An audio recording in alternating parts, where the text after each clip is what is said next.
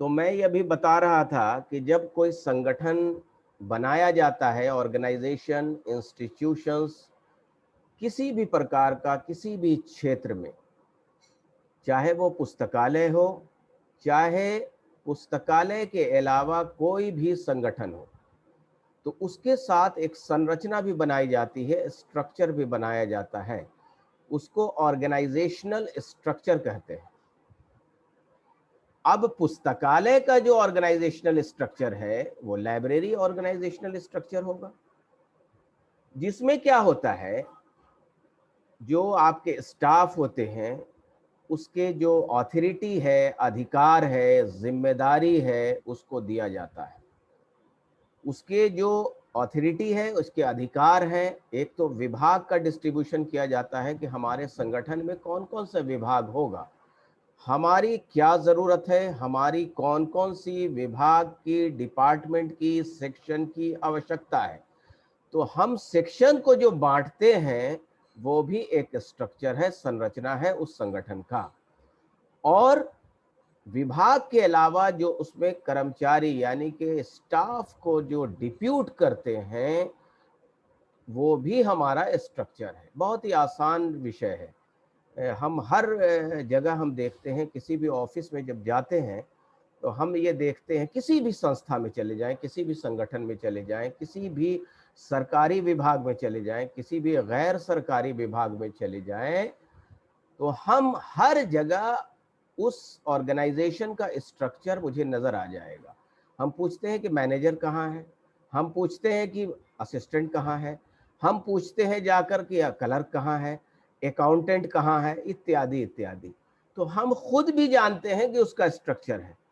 हम इसको पढ़ें या ना पढ़ें, हम ये अच्छी तरह से जानते हैं कि इसका इस संस्था का जिस संस्था में या जिस संगठन में या जिस डिपार्टमेंट में, जिस सेक्शन में हम जा रहे हैं, उसके एक संरचना होगी और तथा उस संरचना में डिपार्टमेंट की संरचना तो होगी ही, तथा उसके साथ स्टाफ की भी संरचना होगी, ऑर्गेनाइजेशनल स्ट्रक्चर होगा।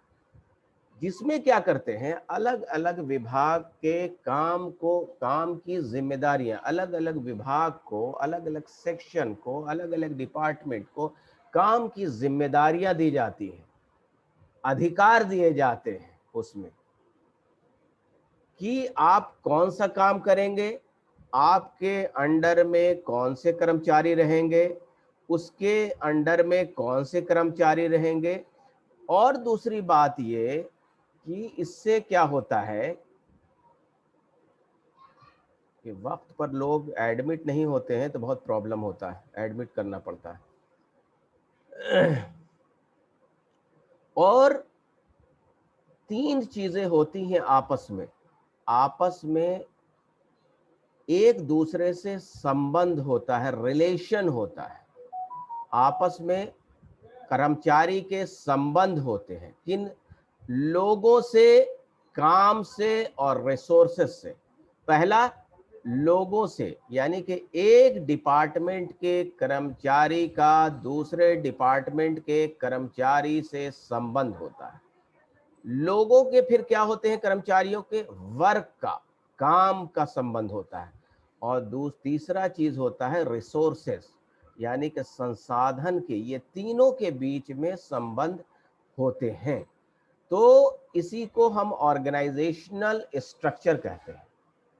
तो ये एक मतलब कि काम करने का तरीका है, अपने अपने हिसाब से लोग जो है उस तरीके को अपनाते हैं, उस स्ट्रक्चर को अपनाते हैं।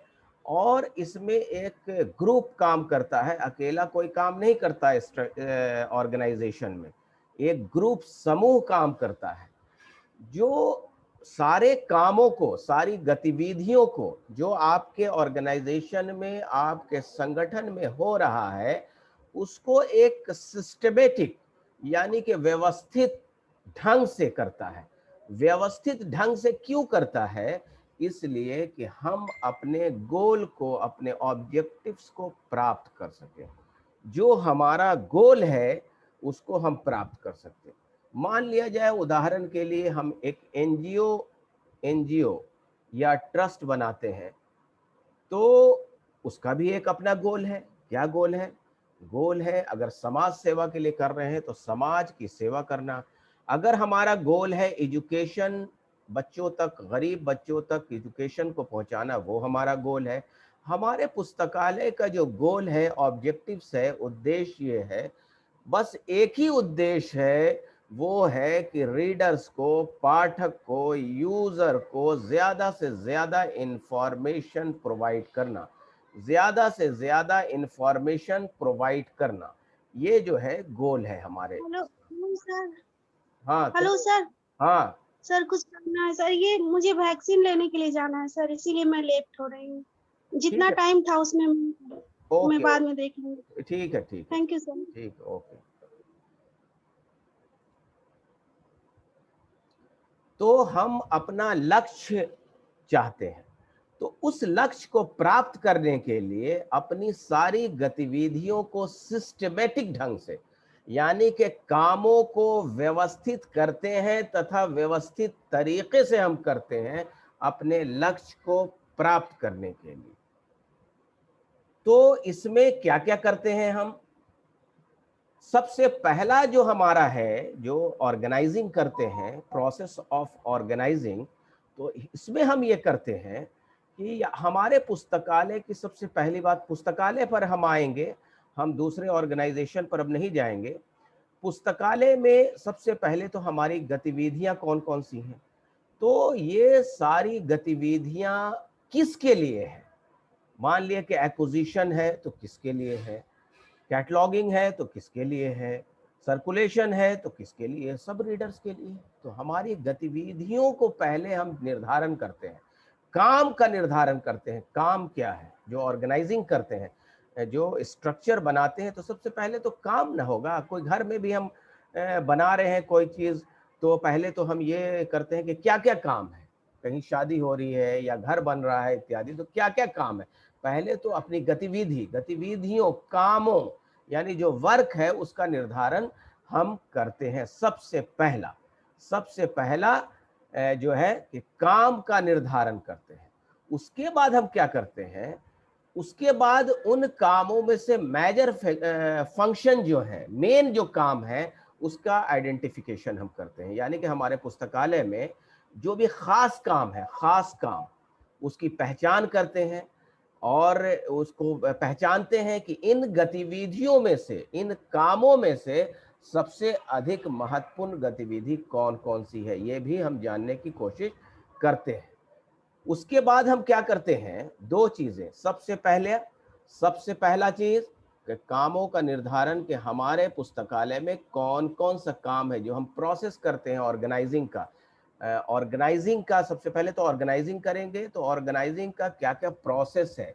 तो सबसे पहला काम का निर्धारण करना, यानी कि एक्टिविटीज टू बी परफॉर्म, यानी कि कौन कौन सी एक्टिविटी परफॉर्म की जाएगी। उसके बाद उसमें से भी क्या करते हैं कि मेन काम को चुनते हैं। दूसरा, मेन काम को चुनते हैं। उसके बाद क्या करते हैं, ग्रुपिंग करते हैं, ग्रुपिंग एंड सब डिवाइडिंग एक्टिविटीज, बांटते हैं। पुस्तकालय में कई काम है, जैसे सूचीकरण है, वर्गीकरण है, संदर्भ सेवा है, सर्कुलेशन है, अधिग्रहण है, यानी कि एक्विजिशन है।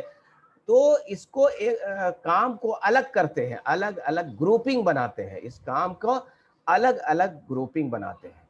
उसके बाद हम क्या करते हैं, उसके बाद ये करते हैं कि कर्मचारी जो वहाँ पुस्तकालय के कर्मचारी हैं, पुस्तकालय के यानी कर्मचारी और पुस्तकालय के विभाग में संबंध स्थापित करते हैं। तो संबंध स्थापित करने का क्या मतलब है, रिलेशनशिप एमंग इंडिविजुअल्स, यानी कि स्टाफ, इंडिविजुअल्स का मतलब हो गया कि स्टाफ एंड डिपार्टमेंट। तो डिपार्टमेंट और स्टाफ में हम क्या करते हैं, वो रिलेशनशिप यानी कि डिप्यूट करना, ये काम को डिप्यूट करना। कॉलेज है, यूनिवर्सिटीज है, आप लोग जानते हैं कि डिप्यूट किया जाता है, यानी कि काम आपको ये विभाग दिया जा रहा है, आपको ये विभाग दिया जाता है। तो उसमें भी देने में जो हम रिलेशनशिप एमंग इंडिविजुअल्स यानी स्टाफ्स एंड डिपार्टमेंट, दोनों में जो हम संबंध स्थापित करते हैं, तो उसमें तीन चीजें होती हैं, तीन चीजें। सबसे पहला रिस्पॉन्सिबिलिटी होता है, दूसरा ऑथोरिटी होता है और तीसरा अकाउंटेबिलिटी होता है। तो किसी को काम दे रहे हैं यानी कि हम उसको जिम्मेदारी दे रहे हैं, उसको जिम्मेदारी रिस्पॉन्सिबिलिटी दे रहे हैं। अगर किसी काम दिया कि आपको इस विभाग की रिस्पॉन्सिबिलिटी दी जाती है, किसकी? एक्विजिशन डिपार्टमेंट की। किसी को टेक्निकल सेक्शन का दिया गया, किसी को एक्विजिशन, किसी को सर्कुलेशन, किसी को रेफरेंस सर्विस, किसी को एडमिनिस्ट्रेशन, किसी को मैन्युस्क्रिप्ट सेक्शन, किसी को स्टैक्स, किसी को प्रिजर्वेशन एंड कंजर्वेशन इत्यादि इत्यादि। तो जिम्मेदारी को हम स्टाफ में बांटते हैं। ये सारा स्ट्रक्चर है, ये स्ट्रक्चर बना रहे हैं हम। तो सबसे पहले जिम्मेदारी देते हैं कि ये आपका ये काम है, इसका जो जिम्मेदारी है, इसकी जो रिस्पॉन्सिबिलिटी है वो आपके जिम्मे में। और फिर आगे बताएंगे पोस्ट के हिसाब से, अभी काम के हिसाब से हम बता रहे हैं। पोस्ट भी हम बताएंगे किस तरह से चलता है। दूसरा, अधिकार भी देते हैं। ऐसा नहीं कि हमने रिस्पॉन्सिबिलिटी, इसको पहले भी पढ़ाया कि आपको प्रिंसिपल ऑफ मैनेजमेंट में कि रिस्पॉन्सिबिलिटी देंगे तो अथॉरिटी भी जरूर देंगे। तो संरचना बनाते वक्त, स्ट्रक्चर बनाते समय भी हम जब किसी स्टाफ को रिस्पॉन्सिबिलिटी देते हैं तो उसके साथ साथ अथॉरिटी भी दे देते हैं, अधिकार भी देते हैं। इसमें किताब सिलेक्शन का अधिकार आपको है, वेंडर को कॉल करने का अधिकार आपको है, ऑर्डर देने का अधिकार आपको है, एक्सेशनिंग का अधिकार आपको है, बिल बढ़ाने का काम आपका है। अधिकार भी हमने दिया, बहुत सारे अधिकार उस विभाग के, सिर्फ उस विभाग के दे दिए। उसके बाद ऐसा नहीं कि रिस्पॉन्सिबिलिटी दिया और ऑथोरिटी भी दिया तो हम छोड़ दिया हमने, नहीं, फिर जवाबदेही भी है। जवाबदेही एक वर्ड है, अकाउंटेबिलिटी, यानी कि जिम्मेदारी दे दी, अधिकार भी दे दिया, तो उस काम की जिम्मेदारी भी उसी की होगी, जवाबदेही की उसी की होगी जिसको जिम्मेदारी दी गई है, अधिकार दिया गया है, जवाबदेही भी उसी की होगी। ये संरचना के उसूल है, यानी कि सिद्धांत है संरचना के। और भी आगे सिद्धांत आएंगे।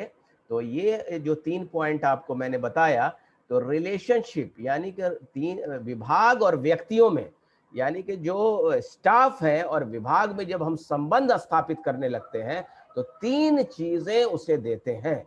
विभाग और व्यक्तियों में, स्टाफ में जब संबंध स्थापित करने लगते हैं तो 3 चीजें उसे प्रोवाइड करते हैं। पहला रिस्पॉन्सिबिलिटी यानी कि जिम्मेदारी, उसके बाद पावर ऑथोरिटी अधिकार, उसके बाद जवाबदेही भी देते हैं। जवाबदेही यानी कि ऐसा नहीं कि अगर कोई गलत काम गलत हो जाएगा तो उसका जवाबदेही नहीं होगी। जिसको हमने अधिकार दिया, जिसको रिस्पॉन्सिबिलिटी दी, तो उसकी आपको अकाउंटेबिलिटी भी होगी, अकाउंटेबिलिटी भी होगी।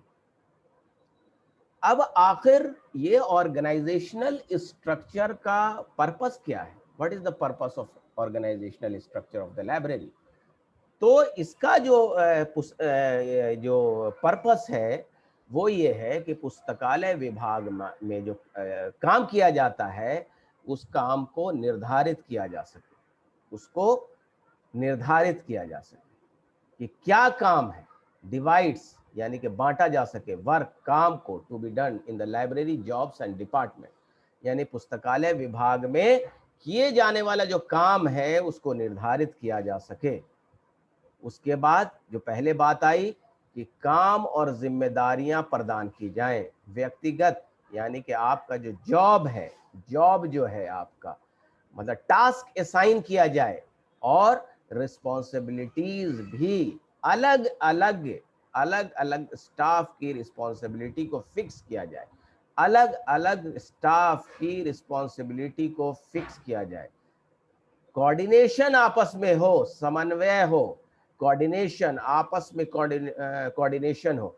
अगर कोऑर्डिनेशन नहीं होगा तो काम नहीं होगा। अलग अलग काम के बीच आपस में कोऑर्डिनेशन हो जाए, रिलेशनशिप स्थापित हो जाए। रिलेशनशिप जैसे पहले शुरू में हमने बताया कि कर्मचारियों का, विभागों का और रिसोर्सेज का रिलेशनशिप जो है, और ये भी हो जाए कि एक ऑथोरिटी की लाइंस भी हो जाए कि आपके अधिकार यहाँ तक हैं, ये नहीं हो कि एक कैटलॉगिंग सेक्शन वाला आदमी एक्विजिशन में इंटरफेयर करने लगे, सर्कुलेशन वाला कैटलॉगिंग में इंटरफेयर करने लगे, तो एक रेखा स्थापित हो जाए, एक समझिए कि लक्ष्मण रेखा जो है, एक फॉर्मल जो है लाइन जो है ऑथोरिटी की, आपकी ऑथोरिटी की फॉर्मल लाइन जो है ये हो जाए कि आपका अधिकार यहाँ तक है, आप किसी दूसरे विभाग में इंटरफेयर, समन्वय तो होगा एक दूसरे के,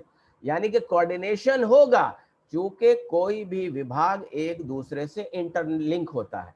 कभी ऐसा नहीं होता, मान ले कि उदाहरण के लिए देते हैं कि एक संस्था है या पुस्तकालय है, उसमें 50 स्टाफ काम करते हैं, 20 स्टाफ काम करते हैं, तो एक विभाग का स्टाफ ये कभी नहीं हो सकता कि दूसरे से उसका साबका नहीं पड़े, यानी कि उसको उससे, हाँ हेलो, आवाज नहीं आ रही है? नहीं, एक्सक्यूज मी सर, थोड़ा सा मोबाइल में प्रॉब्लम हो रही है, दूसरे मोबाइल से ज्वाइन कर सकते हैं sir? Okay okay okay okay. और सब लोगों को हाँ, और लोगों को आवाज आ रही है? Yes sir. Yes sir. Yes okay okay, mute कर लें अपने आप को। कहाँ पर बता रहे थे हम? स्टाफ लोगों की दिक्कतें आती हैं। हाँ ठीक है, बता ये रहे थे आपको कि मान लिया जाए उदाहरण के लिए एक दूसरे से इंटरलिंक होता है, एक दूसरे से इंटरलिंक होता है। इंटरलिंक ये होता है कि कोई ये चाहे, मान लिया कि सपोज दैट कैटलॉगिंग सेक्शन वाले किसी स्टाफ को एक्विजिशन वाले से कुछ हो गया, प्रॉब्लम्स हो गया, वो बात करना नहीं चाहता, वो चाहता है कि हम उस स्टाफ से बात नहीं करेंगे, तो ऐसा मुमकिन ही नहीं है, इट्स नॉट पॉसिबल।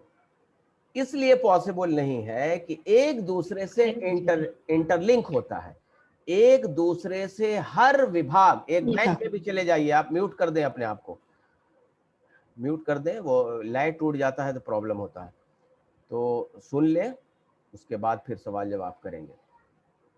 तो एक दूसरे से, अब किसी भी विभाग में आप चले जाइए, किसी भी सेक्शन में चले, किसी भी आप ऑर्गेनाइजेशन में चले जाइए, बैंक में चले जाइए, तो लोन विभाग हो या पैसे का डेबिट क्रेडिट विभाग हो या मैनेजर हो, इत्यादि इत्यादि हो, तो ये सारे एक दूसरे से इंटरलिंक होंगे, यानी कि रिलेशनशिप होगा।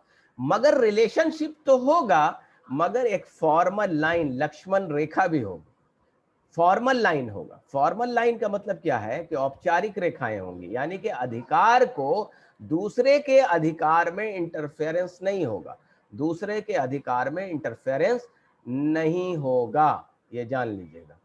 उसके बाद हम क्या करते हैं, ये पहले ही करते हैं कि संगठन का जो काम है उसको छोटे छोटे यूनिट में बांट देते हैं। छोटे छोटे यूनिट में क्यों बांटते हैं? क्लस्टर आप लोगों ने पढ़ा होगा, इसमें आपको रिसर्च मेथोडोलॉजी वगैरह में क्लस्टर यानी कि गुच्छे को कहते हैं, गुच्छा।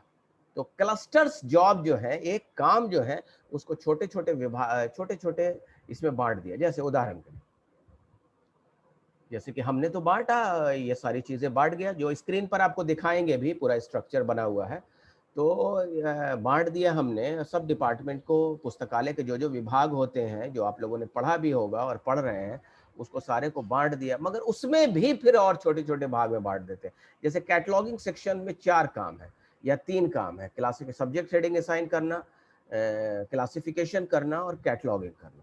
तो एक आदमी को हमने, ये एक क्या हुआ, एक गुच्छे में काम हुआ, क्लस्टर जॉब हुआ, मगर उसको हमने क्या किया कि छोटे छोटे में एक आदमी को सब्जेक्ट हेडिंग दे दिया, फिर सब्जेक्ट हेडिंग होने के बाद फिर क्लासिफायर के पास आता है तो क्लासिफिकेशन करता है। फिर जब क्लासिफिकेशन हो जाएगा और सब्जेक्ट हेडिंग पड़ जाएगा, उसके बाद क्या होगा, आपका बुक नंबर होगा, बुक नंबर दिया जाएगा, उसके बाद फिर लास्ट में कैटलॉगिंग में आता है। तो एक कैटलॉगिंग सेक्शन में जो क्लस्टर जॉब था, उसको हमने छोटे छोटे यूनिट में भी बांट दिया। क्यों बांटा? कि काम आसान हो जाए, काम आसान हो जाए, संगठन का काम इससे आसान हो जाता है। हालांकि यहाँ बहुत कम जगह होता है, मगर जो सिद्धांत है वही है कि टेक्निकल सेक्शन का भी सारे काम, क्लासिफायर और कैटलॉगर और सब्जेक्ट हेडर, ये सारे एक आदमी काम नहीं करता बड़ी लाइब्रेरियों में। बड़ी लाइब्रेरियों में जो है एक चीजें काम नहीं करता है। तो इसका जो संगठनात्मक संरचना है, ऑर्गेनाइजेशनल स्ट्रक्चर है, तो ये चलता है विभाग से भी और स्टाफ को भी हम बांटते हैं। तो स्टाफ को किस तरह से बांटते हैं कि पोस्ट वाइज बांटते हैं, और वो भी सिस्टेमेटिक होता है। जैसे आपको हम दिखाएंगे स्ट्रक्चर बना हुआ कि क्या सिस्टेमेटिक होता है। हायरार्किकल होता है, सिस्टेमेटिक होता है। ऐसा नहीं होता है कि किसी सेमी प्रोफेशनल असिस्टेंट को हम इंफॉर्मेशन ऑफिसर का ऑफिसर बना दें, या कोई क्लर्क के अंडर में हम असिस्टेंट लाइब्रेरियन को दे दें, या कोई क्लर्क के टाइपिस्ट के अंडर में इंफॉर्मेशन असिस्टेंट को दे दें। तो ऐसा नहीं होता। एक तो हमने जो स्ट्रक्चर बनाया ऑर्गेनाइजेशन का, वो कामों के आधार पर बनाया कि ये स्ट्रक्चर होगा, ये विभाग होंगे, फिर विभागों में क्लस्टर को हम अलग अलग करेंगे, ऑथोरिटी देंगे, रिस्पॉन्सिबिलिटी देंगे, अकाउंटेबिलिटी देंगे। ये हो गया। उसके बाद क्या होता है, स्टाफ का भी हम जो है हायरार्किकल संबंध बनाते हैं। तो सबसे पहले तो एक जो कर्तव्य का हमने नेटवर्क बना दिया, तो नेटवर्क बनाते हैं कर्तव्य का। जैसे उदाहरण के लिए चीफ लाइब्रेरियन, सबसे पहला चीफ लाइब्रेरियन एकेडमिक लाइब्रेरी में डायरेक्टर होता है, एकेडमिक लाइब्रेरी इसमें पब्लिक लाइब्रेरी में डायरेक्टर होता है, और कहीं कहीं चीफ लाइब्रेरियन भी होता है। अब चीफ लाइब्रेरियन के जगह पर या तो चीफ लाइब्रेरियन होगा, या फिर डायरेक्टर होगा, या फिर इंफॉर्मेशन ऑफिसर होगा, या फिर डायरेक्टर के नीचे इंफॉर्मेशन ऑफिसर होगा। इंफॉर्मेशन ऑफिसर जब होगा, उसके नीचे assistant library and information officer होगा, उसके नीचे प्रोफेशनल असिस्टेंट होगा, या लाइब्रेरी एंड इंफॉर्मेशन असिस्टेंट होगा। ये दोनों एक ही पोस्ट है, प्रोफेशनल असिस्टेंट और या फिर लाइब्रेरी एंड इंफॉर्मेशन असिस्टेंट। उसके नीचे सेमी प्रोफेशनल असिस्टेंट होगा, उसके नीचे लाइब्रेरी क्लर्क होगा, उसके नीचे लाइब्रेरी अटेंडेंट होगा। तो इस प्रकार स्ट्रक्चर बनाया जाता है। जैसे उदाहरण के लिए एक मैनेजर है, चीफ मैनेजर है किसी कंपनी का। अब उस मैनेजर के अंडर में 3 विभाग हैं। वो मैनेजर जो मेन चीफ मैनेजर है, वो देख रहा है आपको, क्या देख रहा है, आपका मतलब सेल्स भी देख रहा है, सेल्स यानी कि उसके बाद आपका जो देख रहा है प्रोडक्शन भी देख रहा है, मार्केटिंग भी देख रहा है, और सेल्स भी देख रहा है। एक मैनेजर कह दीजिए या सीईओ कह दीजिए, तो वो आपका प्रोडक्शन। तो सीईओ के अंडर में प्रोडक्शन मैनेजर, सीईओ के अंडर में मार्केटिंग मैनेजर, सीईओ के अंडर में सेल्स मैनेजर। अब 3 मैनेजर सीईओ के अंडर में हुए। अब प्रोडक्शन मैनेजर के अंडर में अब असिस्टेंट मैनेजर होगा, असिस्टेंट मैनेजर मार्केटिंग जो मैनेजर है उसके अंडर में भी असिस्टेंट मैनेजर होगा, और सेल्स मैनेजर है उसके अंडर में भी असिस्टेंट मैनेजर होगा। अब असिस्टेंट मैनेजर के अंडर में बहुत सारे स्टाफ होंगे, 2 3 4 5। मार्केटिंग और उसके मार्केटिंग के जो असिस्टेंट मैनेजर हैं उसके अंडर में भी बहुत सारे स्टाफ होंगे, और सेल्स मैनेजर के अंडर में जो असिस्टेंट मैनेजर है सेल्स का, उसके अंडर में भी बहुत सारे स्टाफ होंगे। ऐसा नहीं होगा कि नीचे वाला जो स्टाफ है, जो मार्केट में काम करने वाला, चाहे वो प्रोडक्शन में हो, मार्केटिंग में हो, सेल्स में हो, तो नीचे वाला जो सबसे स्टाफ है वो अपने या तो काम देगा असिस्टेंट मैनेजर, देखिए सीईओ काम देगा प्रोडक्शन मैनेजर को, मार्केटिंग के लिए मार्केटिंग मैनेजर को, सेल्स के लिए सेल्स मैनेजर को। अब प्रोडक्शन वाले जो कंपनी में प्रोडक्शन कर रहे हैं वो क्या करेंगे कि अपने असिस्टेंट मैनेजर को, जो सीईओ से काम लिया है जिसने, वो क्या करेगा कि अपने असिस्टेंट मैनेजर को वो काम देगा। फिर क्या करेगा, मार्केटिंग का जो काम लिया है सीईओ से, तो वो अपने असिस्टेंट मैनेजर को काम देगा। उसी तरह से सेल्स मैनेजर ने जो सीईओ से काम लिया है वो अपने असिस्टेंट मैनेजर को काम देगा। अब क्या करेगा, वो असिस्टेंट मैनेजर अगर उसके अंडर में भी कोई पोस्ट है उसके नीचे, तो वो उसको हाई लेवल का पोस्ट है तो वो उसको देगा, अन्यथा क्या करेगा, अपने डिफरेंट स्टाफ को प्रोडक्शन के लिए बांट देगा। कि मान ले कि जो कंपनी है, मान ले कि कोई कपड़ा बनाने वाली कंपनी है, या टीवी बनाने वाली कंपनी है, या कंप्यूटर बनाने वाली कंपनी है, तो स्टाफ को बांट देगा। बांटेगा कैसे, आप ये पार्ट्स बनाएं, आप ये पार्ट्स बनाएं, आप ये पार्ट्स देखें इत्यादि। मार्केटिंग का भी वो करेगा कि मार्केटिंग जो असिस्टेंट मैनेजर है वो क्या करेगा, आप बिहार को देखेंगे, आप यूपी को देखेंगे मार्केटिंग में, आप दिल्ली को देखेंगे इत्यादि। उसने काम, मैनेजर ने असिस्टेंट मैनेजर को बांटा, और असिस्टेंट मैनेजर ने क्या किया कि डिफरेंट जो सेल्स के स्टाफ हैं उसको डिवाइड कर दिया। अब काम भी हायरार्किकल आया और फिर रिपोर्टिंग भी हायरार्किकल होगी, यानी कि सिस्टमेटिक होगी। ऐसा नहीं कि जो नीचे वाला स्टाफ डायरेक्ट सीईओ को रिपोर्टिंग करेगा, ऐसा नहीं है। वो अपने ऊपर वाले स्टाफ को, असिस्टेंट मैनेजर को रिपोर्ट करेगा, प्रोडक्शन वाला कि इतना प्रोडक्शन हुआ, ये प्रॉब्लम्स आया। कोई जरूरी नहीं है कि प्रोडक्शन का रिपोर्ट करे, जो प्रॉब्लम्स भी आ रहे हैं वो भी अपने ऊपर वाले को, असिस्टेंट मैनेजर को प्रोवाइड करेगा, और असिस्टेंट मैनेजर आपका प्रोडक्शन मैनेजर को रिपोर्ट करेगा, और प्रोडक्शन मैनेजर सीईओ को आपको रिपोर्ट करेगा। उसी तरह से ये स्ट्रक्चर चलता रहता है। स्ट्रक्चर जो है क्या होता है, चलता रहता है। 5 मिनट। अब देखिए इधर ऑर्गेनाइजेशन के कुछ प्रिंसिपल्स भी होते हैं। जो प्रिंसिपल्स ऑफ मैनेजमेंट में पढ़ाया हमने, वही प्रिंसिपल्स अप्रोक्स हैं। जैसा पहले मैंने पढ़ाया था यूनिटी ऑफ कमांड, तो यूनिटी ऑफ कमांड फिर एक बार आप लोगों का दोहरा भी जाएगा, इसमें थोड़ा सा चेंजिंग भी है। तो यूनिटी ऑफ कमांड का मतलब ये है, किसी ने पूछा भी था कि यूनिटी ऑफ कमांड और यूनिटी ऑफ डायरेक्शन का, तो दोबारा हो भी जाएगा। मतलब कोई भी कर्मचारी है, उसको, किसी भी कर्मचारी को सिर्फ एक सुपरवाइजर से काम लेना है। किसी भी कर्मचारी को सिर्फ एक सुपरवाइजर और उसी को रिपोर्ट करना है, एक सुपरवाइजर ही से काम लेना है। अगर 10 सुपरवाइजर, मैंने बताया कि आपको 3 मैनेजर हैं, तो असिस्टेंट मैनेजर एक ही मैनेजर से काम लेगा, स्टाफ अपने ही असिस्टेंट मैनेजर से काम लेगा। तो यूनिटी ऑफ कमांड का मतलब ये है कि कमांड जो निर्देश कोई कर्मचारी लेगा, तो वो लेगा सिर्फ एक अपने सुपरवाइजर से। सुपरवाइजर का मतलब ये नहीं हो गया कि सुपरवाइजर पोस्ट हुआ।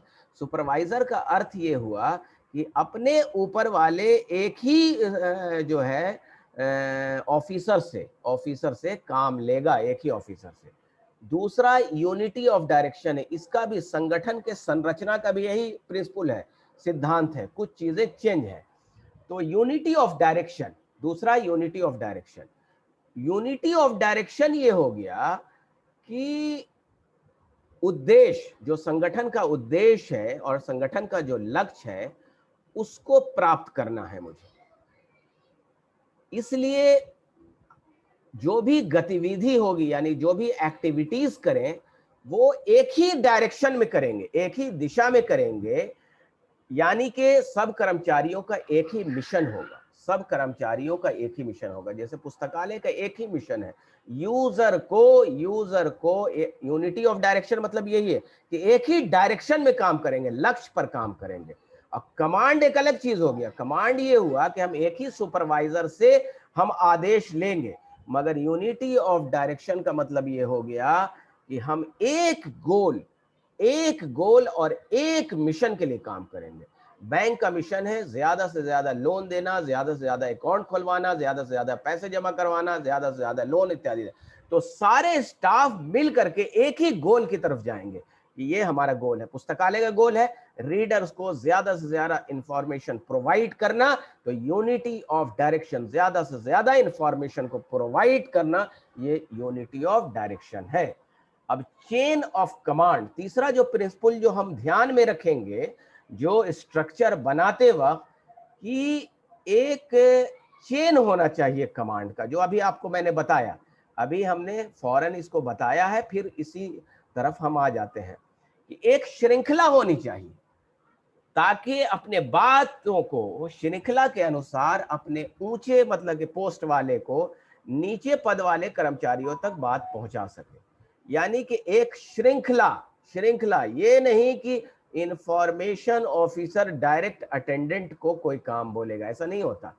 अटेंडेंट अपने ऊपर वाले सेमी प्रोफेशनल असिस्टेंट को कहेगा, सेमी प्रोफेशनल असिस्टेंट वाला अपना प्रोफेशनल असिस्टेंट या इंफॉर्मेशन असिस्टेंट को कहेगा, इंफॉर्मेशन असिस्टेंट अपना असिस्टेंट लाइब्रेरी इंफॉर्मेशन ऑफिसर को कहेगा, assistant library and information officer को वो अपना जो भी बात पहुंचानी है, रिपोर्ट देनी है या काम लेना है। चेन ऑफ कमांड यानी कि श्रृंखला होनी चाहिए, श्रृंखला होनी चाहिए। ये सारे प्रिंसिपल स्ट्रक्चर बनाते समय इन सब प्रिंसिपल को ध्यान में रखा जाता है, इन सब प्रिंसिपल को ध्यान में रखा जाता है। 1 मिनट से फिर ज्वाइन हो जाएंगे और फौरन ज्वाइन होंगे आप लोग। Span of control, span of control का मतलब यह है कि स्ट्रक्चर बनाते समय हम ये भी देखते हैं कि एक मैनेजर, एक सुपरवाइजर कितने लोगों को निर्देश दे सकता है, यानी कि उसकी सलाहियत क्या है, उसका मतलब कि सलाहियत क्या है कि वो कितने लोगों को निर्देश दे सकता है, कितने लोगों को समझा सकता है एक मैनेजर, कितने लोगों को कंट्रोल कर सकता है एक मैनेजर। तो जितने लोगों को वो संगठन में के काम को अच्छी तरह से समझा सकता है, इसे ही हम स्पैन ऑफ कंट्रोल कहते हैं। ये और बहुत वास्ट में है, मगर मुझे बहुत डिटेल में आप लोगों को नहीं जाना। स्पैन ऑफ कंट्रोल की क्या किसको कहते हैं? कहते हैं कि एक मैनेजर आप